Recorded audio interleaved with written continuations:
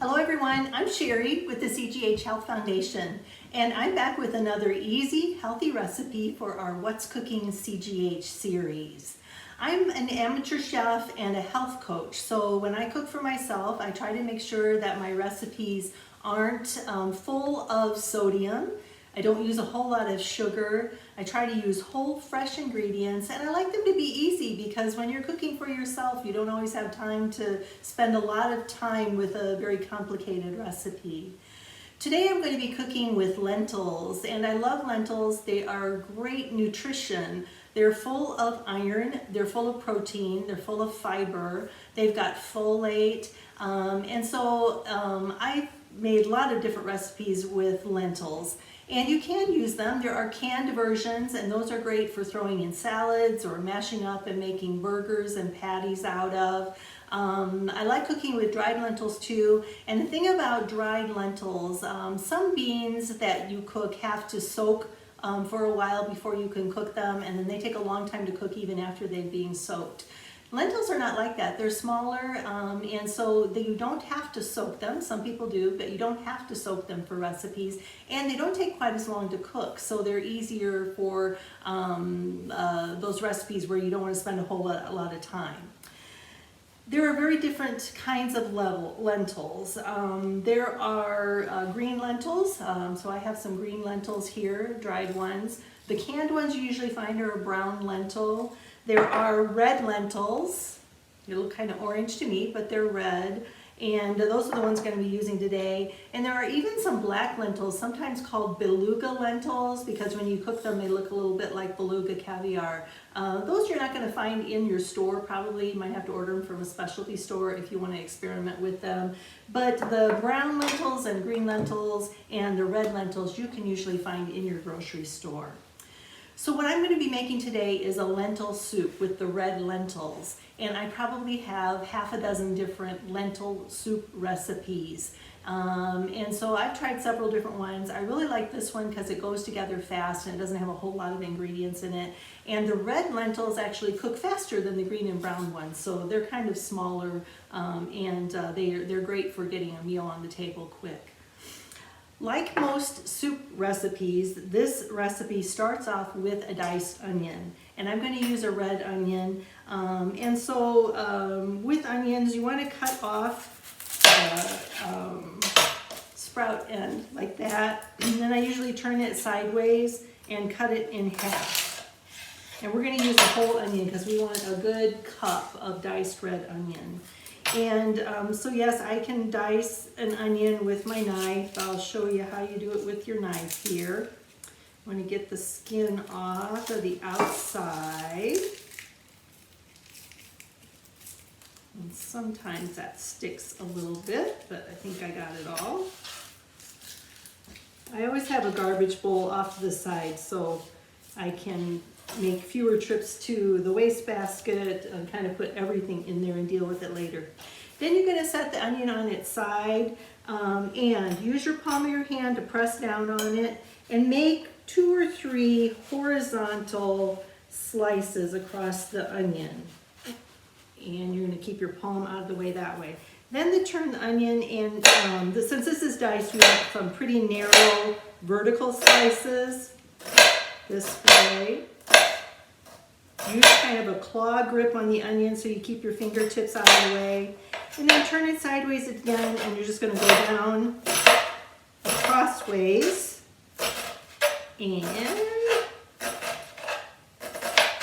mine aren't very pretty, but like I said, I'm not a professional chef. A lot of times I will just use my chopper. If you've been to one of those home kitchen gadget parties, you might have one of these. That's probably my favorite way to chop an onion. And it goes a lot faster, of course. Get the skin off.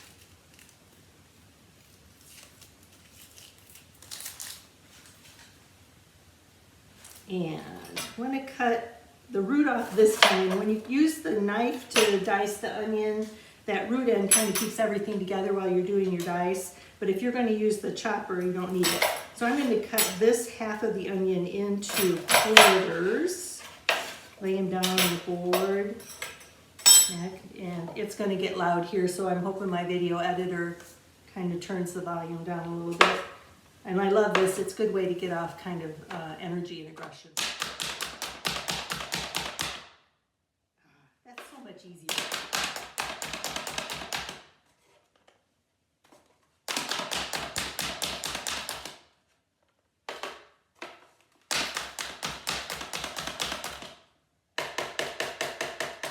Yeah, never be ashamed of having to use the tools. Sometimes it just makes things go by much faster.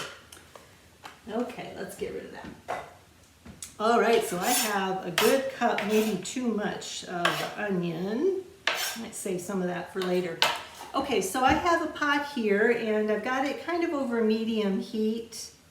And we're going to start off with a couple tablespoons of olive oil in my pot.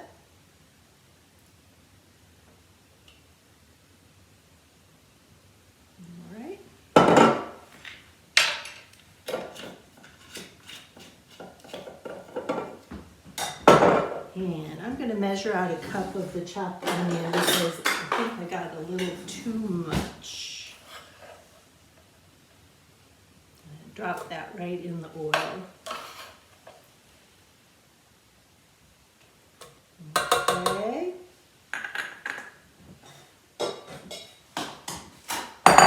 Let's clear the board of the rest of this onion.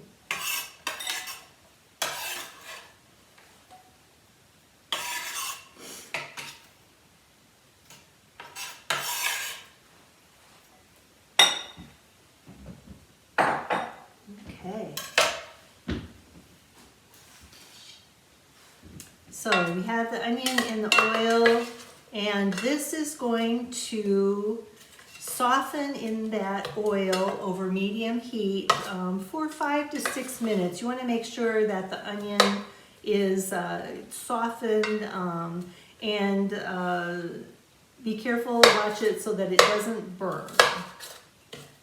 So you'll give that a few minutes, come back and stir it occasionally. Keep it moving around, and we'll take a quick break here and come back when the onion is softened.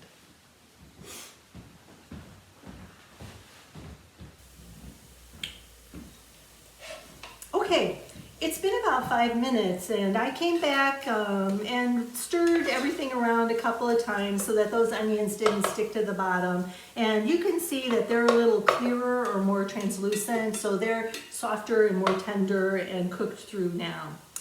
I'm going to add my spices now, and I like to add them at this point before I put all the rest of the ingredients in, because when you add the spices to those warm onions, it kind of helps to, they say bloom them, but just to help them warm them up and give them a chance to cook with the onions a little bit before you add the lentils and the broth. What I have for spices, so this is a nice warming hearty soup, and I have 2 teaspoons of chili powder. There's 2 teaspoons of smoked paprika, so that gives a nice smoky background. And then I have 2 teaspoons of garlic powder. So that's a great warming spices. I'm going to put them in there. Stir them around with the onions a little bit so they coat the onions. And you'll be able to smell them. And just get everything kind of stirred around.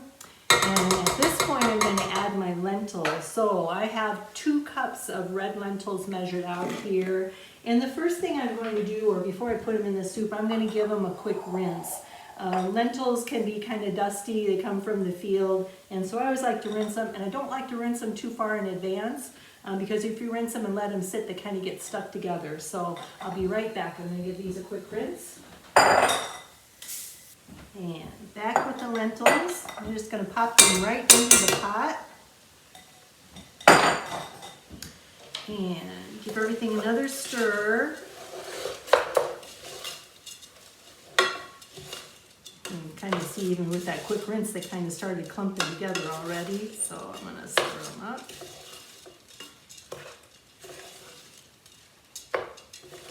And And let's put in the vegetable broth. I have 6 cups of a low sodium vegetable broth here. You could use chicken broth if you wanted to. Okay. Oh, you know, I can smell the smokiness from the smoked paprika right away. Okay, we're gonna give it a good stir. And I have this on over high heat right now. So the next thing we're gonna do is we're gonna let it come to a high heat rolling boil. And when it comes to the boil, what we'll do then is that we'll turn it down to about medium to low heat and pop the lid on, all right? So it's gonna take quite a few minutes to come up to the boil here. I will come back when it does that. Okay, so when that soup comes to a boil, we're gonna turn it down to medium heat and put the lid on. And we're just gonna let it simmer for about 10 minutes. That's all it takes. And at just 10 minutes, those lentils are gonna still have their shape a little bit, but they won't be all broken down into mush. I've got some soup that I prepared earlier. And just before or just after the 10 minutes, I stirred in a tablespoon full of red wine vinegar. The reason for the vinegar in a soup like this, so bean soups, lentil soups, they have kind of a really earthy kind of flavor to them, and that can be muddy tasting for some people. So by adding a tablespoon of vinegar or a couple of tablespoons of vinegar to this soup, kind of brightens it up a little bit. So any acid, you could use some lemon juice if you wanted to, would be another one. I only have about a teaspoon of salt in here, so I lightly salt my soups. You can taste it and see if you need to add a little bit more salt. I like to add some ground black pepper at this point too, so I might have put some pepper in there too. This is my soup, all right?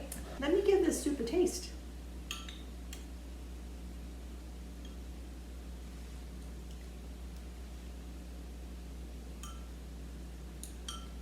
Oh, that is good. It is rich, it's spicy, comes together really fast. I hope you'll give this recipe a try.